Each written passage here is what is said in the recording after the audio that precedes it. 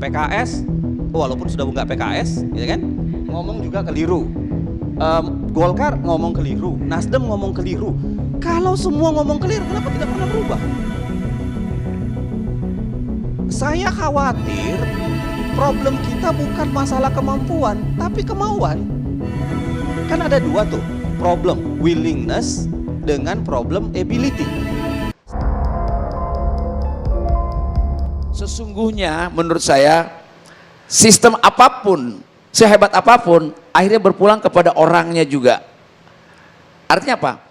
Ketika dia mencalonkan diri, apalagi incumbent loh Pak, petahana loh Pak. Artinya dia punya portofolio selama 5 tahun bekerja, punya modal sosial kepada masyarakat, sudah melakukan tugasnya, memperjuangkan hak rakyat, hak dapilnya dan sebagainya. Idealnya tidak sulit dia kampanye sebetulnya. Saya 5 tahun jeda, sekarang saya turun lagi, orang masih ingat apa yang saya lakukan. Artinya ada portofolio yang diingat oleh publik. Bahkan ketika reses pun saya selalu kepada Sebastian Salang minta Formapi ikut, salah satunya ikut saya, awasi saya. Dan itu sampai sekarang orang ingat gitu loh. Nah, artinya apa? Bahwa sekarang teman-teman yang nyalek ini orientasi dan motivasinya sebetulnya apa gitu loh. Kalau saya misalnya dengan tanpa beban, kalau Bapak memilih saya akan terpilih dan saya menang, punya kekuasaan, bisa membantu masyarakat di sini. Kalau Bapak harus dibayar oleh saya tidak mampu, lalu Bapak tidak membantu saya dan saya kalah, saya tidak bisa membantu Bapak. Selama kecerdasan itu disampaikan, insya Allah. Sekarang masyarakat udah cerdas kok. Memang bukan mutlak salah anggota DPR-nya, masyarakat juga masih ada sebagian itu.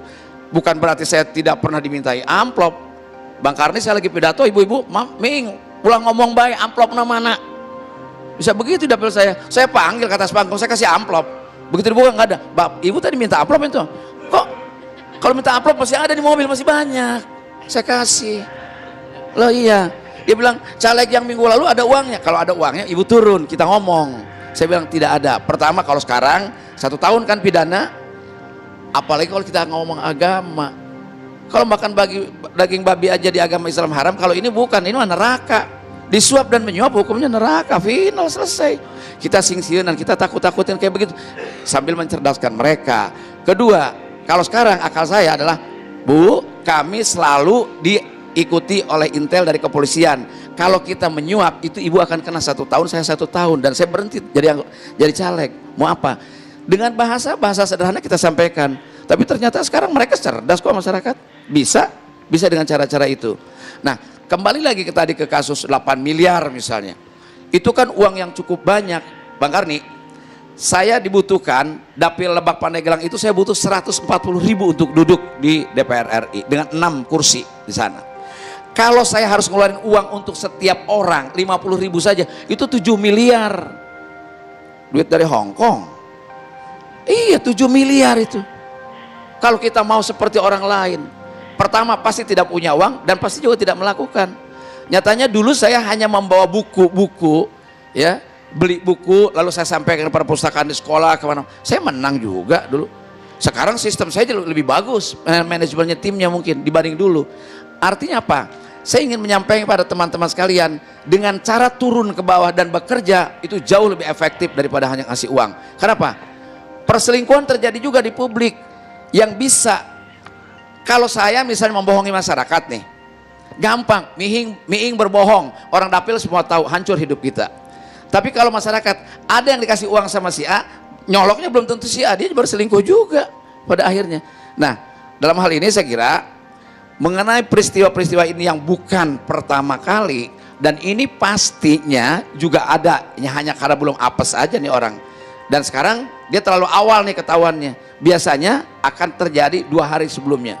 Saya di dapil saya tahun 2009 bangun MCK karena mereka tidak punya fasilitas itu. Bukan, itu tugas bupati mungkin atau kepala daerah. Tapi kita lakukan demi fasilitas agar mereka, supaya barangkali tadinya simpatik. Dipilih? Enggak juga Pak. 16 orang yang milih. Karena bangunnya 6 bulan sebelum pencoblosan. Udah lupa orang. Salah saya juga. Cuman kalau bikin MCK kan nggak mungkin 2 hari sebelum pencoblosan. Iya kan? Harus sejak lama. Bung Jainal, ada SMA negeri 2 kelas duduk di bawah, nggak ada bangkunya. Kecamatannya Cirinten, kabupatennya Lebak. Iya, dapil saya itu. Saya bangunkan kerjasama, saya beli papan, beli paku, yang ngerjain wali murid, jadilah 2 kelas. Dipilih, enggak juga, 6 bulan soalnya bikinnya sebelum itu. Enggak mungkin bikin bangku 2 kelas, sehari sebelum pencoblosan Pak Akbar, enggak mungkin. Yang paling enteng bawa amplop, ya kan, sehari sebelumnya bisa. Nah, ini saya kira peristiwa ini, saya adalah juga tidak setuju kalau ini dikatakan sebagai budaya. Bukan, ini karakter. Kambing hitamnya sistem pendidikan kita Pak Karni. Sistem politik pendidikan kita hanya mencerdaskan masyarakat secara kognitif atau akademik, gagal membangun watak. Ki Hajar Dewantara mengajarkan pendidikan tujuannya cuma 2 kok, bikin orang pintar atau cerdas dan membangun watak. Wataknya yang gagal. Jadi maaf, saya latar belakang budaya, Pak Lijon juga sama. Saya akan menolak kalau orang mengatakan bahwa korupsi adalah budaya. Budaya itu adalah kemuliaan bagaimana hasil pikir dan budidaya manusia yang bisa memberikan kepuasan kepada batin dan lahir. Itu kebudayaan. Nah kalau ini emang watak buruk. Watak buruk pertama, pasti dia tidak bertanggung jawab atas masa depan bangsanya, tidak mendidik. Kedua, nggak mau kerja keras untuk turun menjelaskan pada orang. Masyarakat udah ini kok. Sekarang pemilu lebih brutal, tapi yang saya temukan di dapil saya relatif angka yang minta uang itu sedikit sekali ke saya, karena mungkin mereka juga tahu saya duafa gitu loh. Caleg duafa gitu loh ya. Jadi untuk ini saya kira jangan dikira orang kampung selalu dianggap bodoh lalu gampang dibeli dan dibeli. Saya kira tidak juga sekarang. Apa yang terjadi? Mereka akan melakukan perselingkuhan. Mungkin saja dia dikasih oleh orang lain duitnya, dia milih saya, bisa juga terjadi gitu. Dan kita ini mulai, sekali lagi saya ulang lagi kosakata saya, sebab itu aja terus.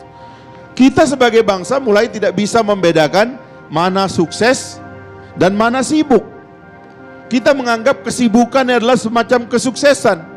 Sehingga semakin banyak masalah, kita menganggap itu semakin baik, itu semakin sukses. Sebenarnya itu adalah jebakan kegagalan sistem.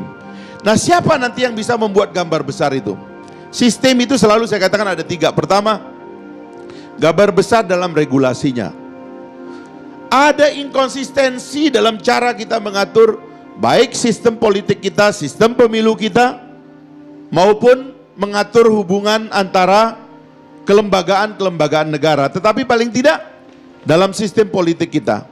Saya tadi berbisik-bisik ke sebelah, saya mengatakan di DKI ini ada perda ya, Bung Jenal ya, ada perda kira-kira yang mengatakan memberikan uang kepada orang miskin di perempatan itu bisa kena pidana gitu.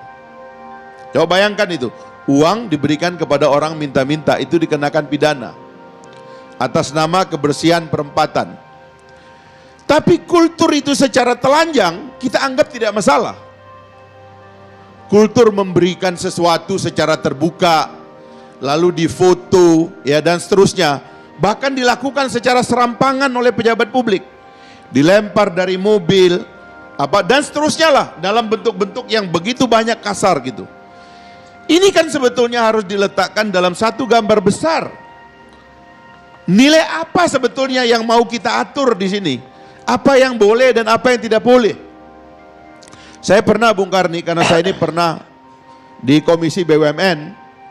Ini biar saya ceritakan kepada Bung Febri, karena sebenarnya kalau diskusi detail tentang modus-modus amplop itu, terutama di antara pejabat, saya bisa cerita banyak itu. Di suatu daerah, ya, kami duduk dengan asosiasi-asosiasi. Kebetulan pada hari itu asosiasi kopi. Lalu ini ketua asosiasinya berpidato dengan sangat hebatnya. Bapak-bapak anggota DPR, ini kawan-kawan kita semua yang hadir di tempat ini, teman-teman media ini juga adalah kawan-kawan kita. Kawan-kawan media ini, jadi nggak ada masalah, kita semua terbuka. Silakan makan gitu.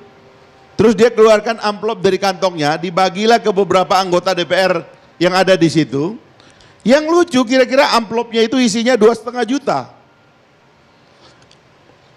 Bayangkan itu ya, cara dia melihat persoalan amplop itu. Jadi dia menganggap sesuatu yang biasa. Itu saya panggil sekretariat, kemudian saya semacam membentaklah orang itu. Kurang ajar kamu dengan cara seperti ini. Karena itu dibagikan di depan wartawan. Jadi ada cita rasa yang rendah sekali. Buat dia membagi uang 2,5 juta kepada anggota DPR itu lumrah buat dia. Dan kadang-kadang saya pernah ya di rahasia-rahasia di DPR itu, saya pernah istilahnya memperdebatkan ini panjang sekali dengan teman-teman itu. Karena orang membolehkan mitra-mitra itu memberikan sumbangan dalam bentuk seperti itu. Lalu teman-teman itu serang balik lah. Ada yang mengatakan, Bung, kita ini punya konstituensi. Kita tahu di meja saudara juga banyak proposal permintaan sumbangan dan sebagainya. Saya bilang kita nggak boleh nggak tahu cara keluar dari masalah ini. Harus ada jalan keluar. Memang benar kalau ada kita ini yang tidak mau percaya dengan beginian ya, itu artinya kita menutup mata dan tidak mau menyelesaikan masalah. Lalu kalau masalah itu tambah banyak, kita menganggap lagi-lagi itu sukses. Ini harus dipotong akarnya. Di mana akarnya problem money politics, korupsi politik dan sebagainya? Adalah pada political financing. Kita nggak pernah mau secara serius mengatur pembiayaan politik dalam negara. Dan itulah yang kalau saya mohon maaf, saya sebut dari 2 calon presiden itu yang agak berani meskipun sebenarnya itu nggak populer. Pak Prabowo yang mengatakan kehidupan para pejabat itu kalau kata beliau agak kasar kan dicukupkan. Tapi maksudnya pejabat itu harus dikerangkeng dalam satu sistem, lalu kemudian ada etik yang tinggi yang menyebabkan dia tidak sembarangan berhubungan dengan uang cash. Tidak sembarangan dengan berhubungan dengan pemberian uang dan sebagainya. Bahkan menyebabkan dia kemudian kalau di dalam negara-negara yang maju ditraktir 100.000 perak, dia harus balik mentraktir. Jangan orang itu yang mentraktir. Dan itu yang sering saya coba praktekkan. Kalau ada teman-teman yang ingin mentraktir, ya kita aja yang traktir. Ada kok uangnya. Supaya apa? Supaya orang tidak melihat tuh anggota DPR itu gampang kita bayar ya. Ya ini orang kalau dikasih barang 1 juta 2 juta juga selesai. Kan ini rusak. Akhirnya cara orang memandang pejabat, memandang kiai, memandang tokoh itu menjadi rendah. Karena semuanya dihitung pakai uang. Muka orang ini kira-kira uang segini ini cukup nih orang ini. Begitu hari-harinya yang terjadi. Karena itu tadi, negara tidak memproteksi pejabat publik untuk tidak korupsi. Saya kira yang terjadi pada kawan itu kira-kira begitu. Bismillahirrahmanirrahim. Assalamualaikum warahmatullahi wabarakatuh. Salam sejahtera, Om Swastiastu, Namo Buddhaya untuk kita semua. Yang pertama-tama begini Bang. Saya akan memulai dengan potret soal money politics ini. Sebenarnya kita memang masuk negara yang sudah cukup mengkhawatirkan. Kalau dibaca risetnya Burhanuddin Muhtadi itu menurut saya salah satu riset yang sangat bagus sebenarnya. Saya sayang juga kenapa kemudian Mas Burhan tidak diajak di sini. Itu banyak betul detail-detail soal money politik yang dia detailkan, yang dia jelaskan dengan cara baik. Pertama misalnya adalah dia mengutip data soal riset bahwa Indonesia termasuk yang paling parah nomor 3 di dunia soal money politik. Kenapa? Karena 33% lebih pemilih itu mengaku pernah ditawari. Kalau konsep mengaku pernah ditawarin kan sudah berarti sudah ketemu antara orang yang mau memberi, supply dengan demand-nya, kira-kira begitulah. 33%, dan itu terburuk nomor 3 di dunia. Yang di atasnya itu hanya, saya lupa, 2 negara, Uganda dan Benin, 2 negara yang berada di Afrika. Dua-duanya di Afrika, betul. Nah, apa yang terjadi di sini? Sebenarnya yang terjadi adalah ada semacam saya membayangkan soal politik uang ini, satu adalah ada semacam pembodohan sistematis oleh para politisi selama ini terhadap masyarakat. Kenapa? Karena yang mengajari mereka, jadi saya menolak untuk menyalahkan masyarakat sepenuhnya. Yang mengajari mereka juga adalah politisi. Yang mengajari mereka selama ini mulai dari tidak paham sampai kemudian paham bagaimana cara meminta uang juga adalah politisi. Nah, dan ketika mereka sudah makin mahir meminta uang, politisi kemudian semakin pragmatis. Makanya saya menyetujui itu kalau dikatakan bisa jadi ini makin brutal, bisa jadi iya.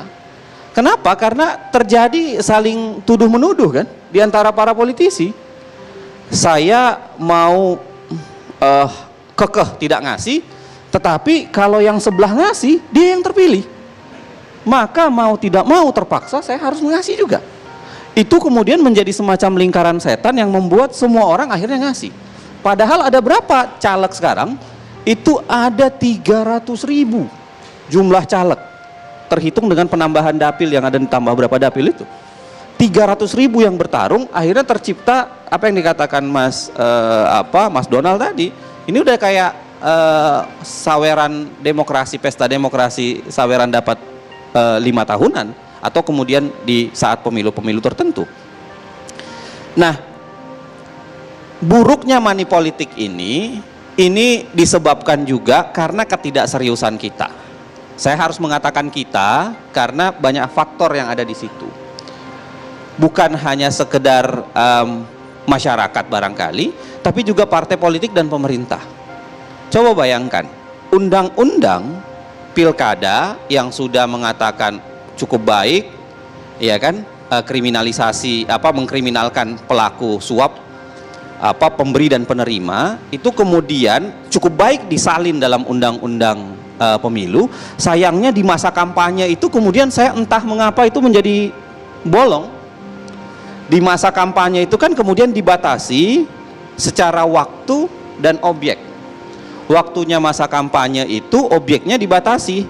Jadi yang dilarang money politics itu adalah peserta, tim kampanye dan pelaksana kampanye, khusus untuk masa kampanye. Makanya nanti tadi kalau Pak Fahri, Bang Fadli tadi ngomong bahwa ada menteri yang ngomong-ngomong tertentu, bahkan ngasih amplop, pasti Bawaslu akan jadi ribet. Karena betulkah, pasti jadi unsur-unsur undang-undang yang harus dibicarakan. Betulkah dia adalah peserta?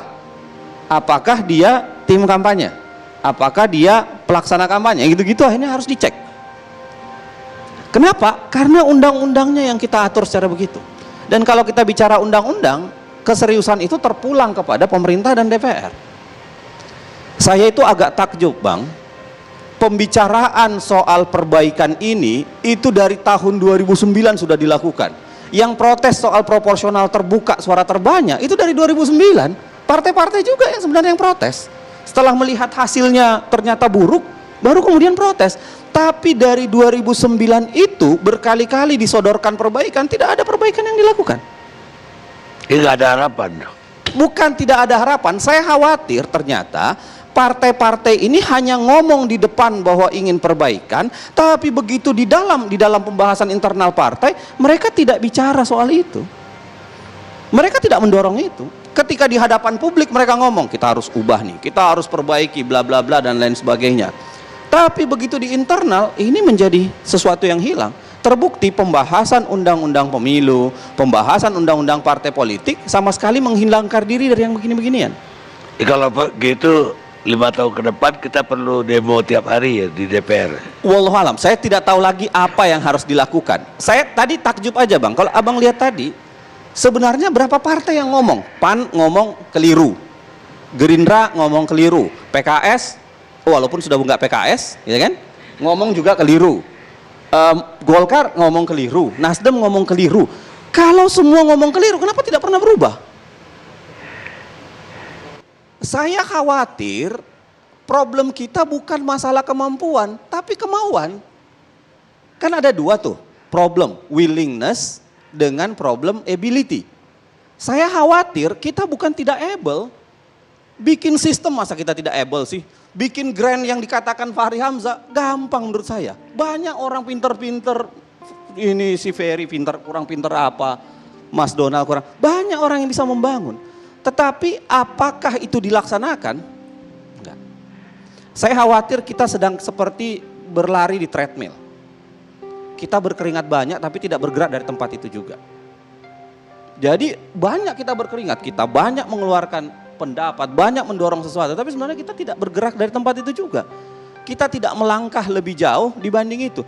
Sebenarnya semua problem-problem ini sudah tercium bau-baunya. Pembiayaan partai politik dari dulu sudah kita kurang tahun berapa sih kita ngomong soal pembiayaan partai politik itu? Kan pembiayaan partai politik cuma 3, sumbangan berbatas, APBD, APBN, lalu kemudian iuran anggota. Dari dulu kita udah teriak tidak cukup. Riset misalnya Koalisi Pemantau Legislatif di Sulawesi Selatan itu tahun 2009 sudah mengatakan tidak cukup. Kenapa kemudian dibiarkan? 10 tahun kita membiarkan, baru sekarang ada satu ketangkap, kita semua ribut lagi. Soal pembiayaan, banyak variannya. Ada yang mengatakan variannya itu bisa dipotong dari pajak, ada yang mengatakan variannya pakai sumbangan per suara, misalnya suaranya dilakukan dengan naik. Sekarang sudah dilakukan. Kalau kita mau menghitung sebenarnya sudah, jangan mengatakan 1000 loh sebenarnya, karena 1000 itu hanya di tingkat pusat. Kalau dihitung dengan APBN dan APBD sebenarnya sudah hampir 3000-an. 1000-an, 2000-an something untuk satu suara, karena APBN dan APBD kan gabung. Tetapi mana perbaikannya? Partai mau ketika perbaiki dananya, tapi begitu hal-hal yang lainnya, persis yang dikatakan oleh Mas Donald tadi, nggak ada yang mau dilakukan. Apalagi soal perbaikan partai politik. Partai politik kita udah tahu dari dulu penyakitnya. Penyakitnya adalah kita tidak fair menempatkan partai politik itu, dalam tanda kutip ya, jenis kelaminnya itu adalah domain publik atau domain private. Kalau dia domain publik penuh, maka boleh pendanaan dari publik, tapi tanggung jawab publiknya menjadi sangat tinggi. Cawe-cawe publik ke dalam penentuan ketua, penentuan kandidasi ke anggota DPR, calon legislatif dan lain-lain sebagainya tinggi. Tapi ini kan tidak. Maunya tinggi di tingkat pembiayaan, para publik dikasih, tapi untuk yang lainnya dibiarkan menjadi private. Sehingga apa? Penyakit di partai adalah ya karena oligarki partai kan. Kan itu aja. Oligarki partai yang kemudian membentuk banyak hal. Lagi-lagi apakah itu tidak diketahui? Sudah diketahui dari dulu. Tapi mana langkahnya? Saya khawatir setiap Bang Karni bikin acara ILC, pidatonya itu akan luar biasa soal perbaikan. Tapi begitu pulang ke partai, begitu pulang ke komisi, begitu dibahas di DPR, tidak muncul itu barang. Tidak muncul itu barang. Yang ada hanyalah ya hal-hal tertentu. Apalagi misalnya, kalau kita bicara soal partai politik, ini saatnya kita berbenah. Bang, kalau kita lihat indeks persepsi korupsi Indonesia, sebenarnya yang menyumbang, jadi kan indeks persepsi korupsi itu IPK Indonesia kenapa angkanya 38, angkanya buruk. Sebenarnya yang banyak menyumbang itu adalah ke wilayah yang buruk di wilayah demokrasi, pemerintahan, partai politik, dan penegakan hukum. Di wilayah-wilayah lain kita udah di atas angka 38. Itu kan survei IPK itu dibuat dari 9 survei besar. 9 survei besar, ada yang wilayah ekonomi, ada yang wilayah pelayanan publik.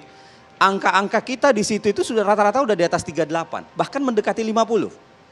Tapi yang menarik turun angka-angka itu adalah angka-angka soal kepartaian, pemerintahan, penegakan hukum, yang itu rata-rata cuma 20-an. Makanya kenapa angka kita jadi 38. Maka saya bilang, kalau kita mau menyentuh, menaikkan IPK, memperbaiki pemberantasan korupsi, kalau kita sentuh level partai politik ini, cepat.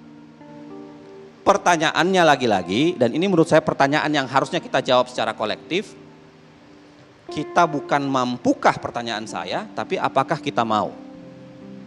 Dan partai politik harus jawab itu. Kalau soalan-soalan teknis tadi misalnya soal ada jempol di amplop dan lain-lain sebagainya, menurut saya itu perdebatannya bisa panjang. Itu perdebatan panjang. Kalau orang menjual angka jempol di amplop, ya pasti karena ini kotel efek kan.